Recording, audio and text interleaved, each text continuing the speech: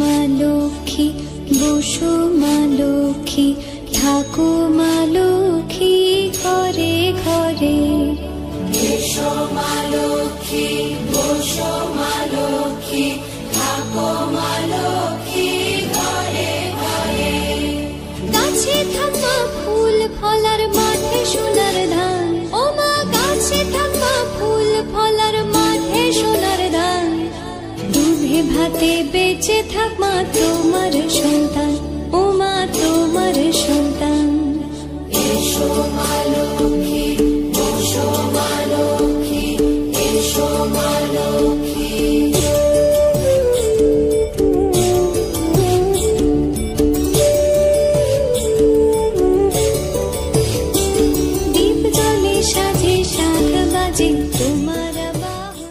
নমস্কার বন্ধুরা, তো চলে এসেছে অগ্রহায়ণ মাস, চলে এসেছে বলতে চলছে। আর এই অগ্রহায়ণ মাসে মা লক্ষ্মীর বিশেষ পুজো আরাধনা হয়ে থাকে।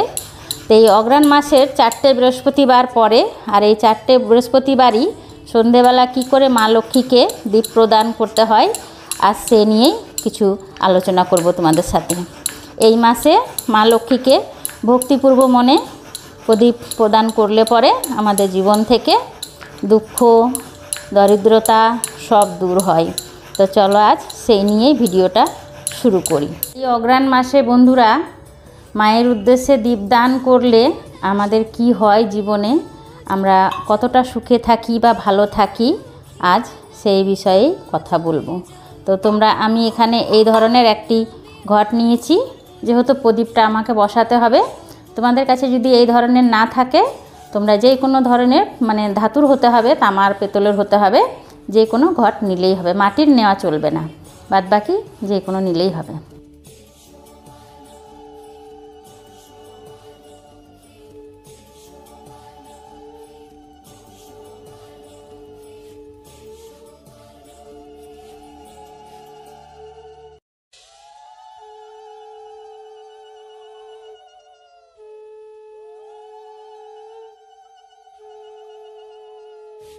তো বন্ধুরা, এই অগ্রহায়ণ মাসে যতগুলো বৃহস্পতিবার পড়বে, 3টে 4টে 5টা, সবগুলো বৃহস্পতিবারই সন্ধেবেলা এইভাবে মা লক্ষ্মীর উদ্দেশ্য করে প্রদীপ বাড়িয়ে দিতে হবে, যেটাকে নিবেদন করা বলে, আমরা যেহেতু বাঙাল বাড়িয়ে দেওয়া বলি। সেটা করতে হবে। সেটা করলে পরে আমাদের সংসার থেকে কখনো দারিদ্রতা আসবে না। আর বন্ধুরা, এই অগ্রহায়ণ মাসে উপোস করার কোনো ব্যাপার নেই, তবে নিরামিষ আহার গ্রহণ করে এই পুজো করা যায়। যেহেতু দীপদান করতে হয়, আর অবশ্যই করতে হয়। আর যদি সন্ধেবেলা আমাদের শ্রীহরি নারায়ণের পুজো করো, তাহলে সারাদিন চা শরবত এগুলো খেয়ে থাকলে হবে।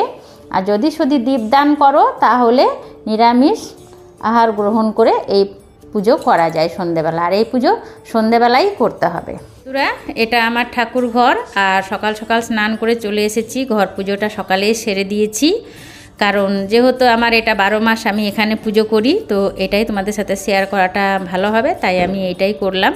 কারণ আলাদা করে মা লক্ষ্মী বসিয়ে আজকে দীপদানের বিধিটা দেখালে হবে না, কারণ এই লক্ষ্মীটাই আমার আসল। এটা আমি আজ 18 বছর ধরেই পুজো করে আসছি, তাই এটাই তোমাদের সাথে শেয়ার করলাম।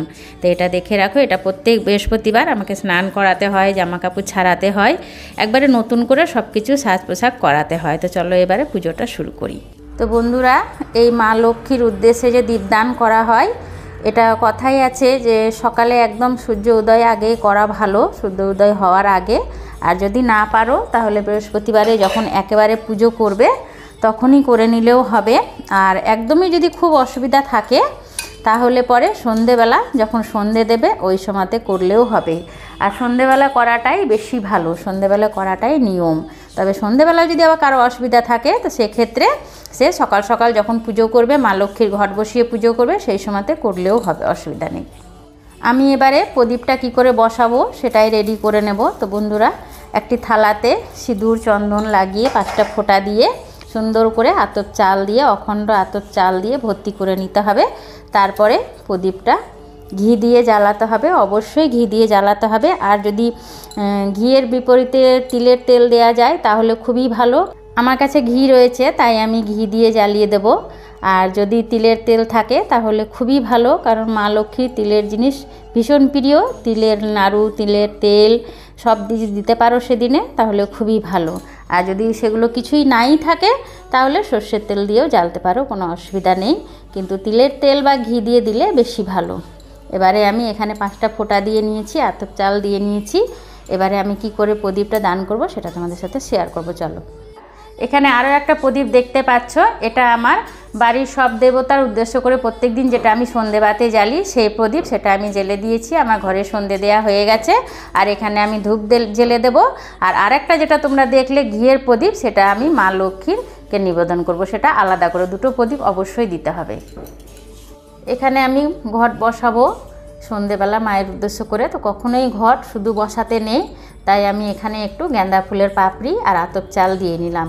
আর এটা তো আমার আগের থেকেই রয়েছে, বৃহস্পতিবারে যে প্রত্যেক বৃহস্পতিবারে আমার ঘট পাতা হয় সেই ঘট। এটা আলাদা, এটা আলাদা, দুটো কিন্তু দিতেই হবে। ওই ঘটেই বসানো হবে না, এটা আলাদা করে দিতে হবে।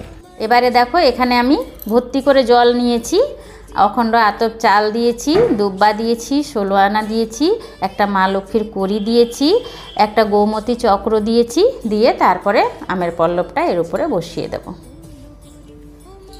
তারপরে এটাতে আমি পান পাতাটা দেবো। পান পাতাটা একটু ছোট হয়ে গেছে, যেহেতু আমার বাড়ির গাছের নতুন গাছ লাগিয়েছি, এখন বড় হবে। তোমরা ছোট বড় সবটাই নিজের মতো নিতে পারো, বাজার থেকে কিনলে তো বড়ই পাবে। এবারে আমি প্রদীপটা এই ঘটের উপরে বসিয়ে দেব। এবারে আমি সবার প্রথম প্রদীপটা আমি আমার সংসারের মঙ্গল কামনা করে মা লক্ষ্মীর উদ্দেশ্য করে জ্বেলে দেব।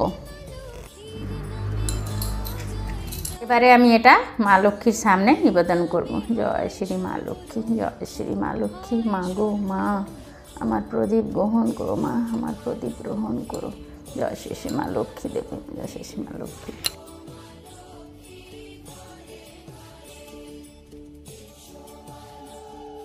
এবারে আমি মা লক্ষ্মীকে একটু সিঁদুরের ফোঁটা দিয়ে দেব, তারপরে চন্দনের ফোঁটা দেব। ঘর পুজো করার সময় একবার দেয়া হয়ে গেছে, আবারও দিয়ে দেব। জয় মা, মা লক্ষ্মী, মা গো। জয় মা, মা লক্ষ্মী, মা গো। জয় মা, মা লক্ষ্মী, মা গো। এবারে আমি মায়ের কাছে হাত জোর করে বলবো, জয় শ্রী মা লক্ষ্মী শ্রী দ্রব্যই নমঃ, জয় শ্রী মা লক্ষ্মী দ্রব্যই নমঃ, জয় শ্রী মা লক্ষ্মী দ্রব্যই নমঃ। 3 বার বলে প্রণামটা সেরে নেব। বন্ধুরা, আমি এখানে কিছু ভোগ নিয়েছি, বাতাসা, চিড়ে, একটি কলা, আপেল আর একটু মিষ্টি। তো তোমরা তোমাদের মতো দেবে, কিন্তু অবশ্যই এখানে তিলের বা নারকেলের নাড়ু হলে খুবই ভালো। আর এতদিন তোমরা জেনে গেছো যে মা লক্ষ্মীর কোন ভোগ সব থেকে প্রিয়, কারণ এর আগের ভিডিওতে আমি শেয়ার করেছি, তোমরা দেখেছো। তো এখানে যদি তোমরা তিলের নাড়ু দিতে পারো তাহলে খুবই ভালো, যেহেতু মা লক্ষ্মীর তিলের জিনিস অত্যন্তই প্রিয়। এই ভোগটা আমি মা লক্ষ্মীর কাছে নিবেদন করব। জয় শ্রী মা লক্ষ্মী, জয় শ্রী মা লক্ষ্মী। মা, মা গো আমার ভোগ গ্রহণ করো, মা, মা গো আমার ভোগ গ্রহণ করো বলে রেখে দেব। আর একটু ফুল বেলপাতা অবশ্যই দিতে হবে ভোগে। আমি জল আর মন্ডা মিষ্টি যা আছে সব একসাথে দিলাম, কারণ আমার থালাটা বলো, তোমরা আলাদা আলাদা করেও দিতে পারো। বন্ধুরা, ঘণ্টাটা আমি বাজাবো না, কারণ যেহেতু মা লক্ষ্মীর উদ্দেশ্য করে আমি সন্ধ্যাবেলা পুজোটা করছি, ঘণ্টাটা সাইডে রেখে দেব।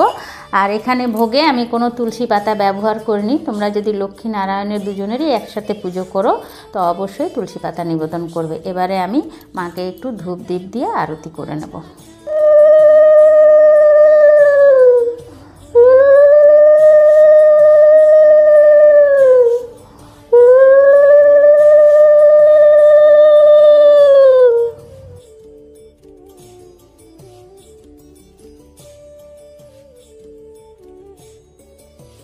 বন্ধুরা, এই অগ্রহায়ণ মাসে প্রত্যেক বৃহস্পতিবারে মা লক্ষ্মীর যদি অষ্টতর শতনাম তোমরা করতে পারো শুধু বৃহস্পতিবারগুলো, তাহলে সেটি আমাদের গৃহের জন্য খুবই মঙ্গল, সেটা করাটা খুবই শুভ বলে মনে করা হয়। তা আমি যেহেতু অষ্টশত নামটা আগেই করে নিয়েছি, তো এখন আমি অগ্রহায়ণ মাসের পাঁচালিটা পড়ে নিয়ে পুজোটা সমাপ্ত করব। তো চলো বইটা পড়া শুরু করি। দীননাথের উপাখ্যান। দীননাথ নামের শিশু ব্রাহ্মণ তনয়, পিতৃহীন হয়ে শিশু বড় কষ্ট পায়, তাহার জননী ভিক্ষা করে দ্বারে দ্বারে। এত শুনি মামি গৃহে লক্ষ্মী পূজা করে, অতুল সম্পদ তার হয় লক্ষ্মী দেবীর বরে। জয় শ্রী মা লক্ষ্মী। তাহলে বন্ধুরা, এই ছিল আজকে আমার ভিডিও, অগ্রহায়ণ মাসে কী করে মা লক্ষ্মীকে দীপ প্রদান করবে। তো ভিডিওটি ভালো লেগে থাকলে লাইক কমেন্ট শেয়ার করার জন্য অনুরোধ করছি। এভাবেই আমার পাশে থেকো, সবাই ভালো থেকো। আবার দেখা হচ্ছে পরের ব্লগে।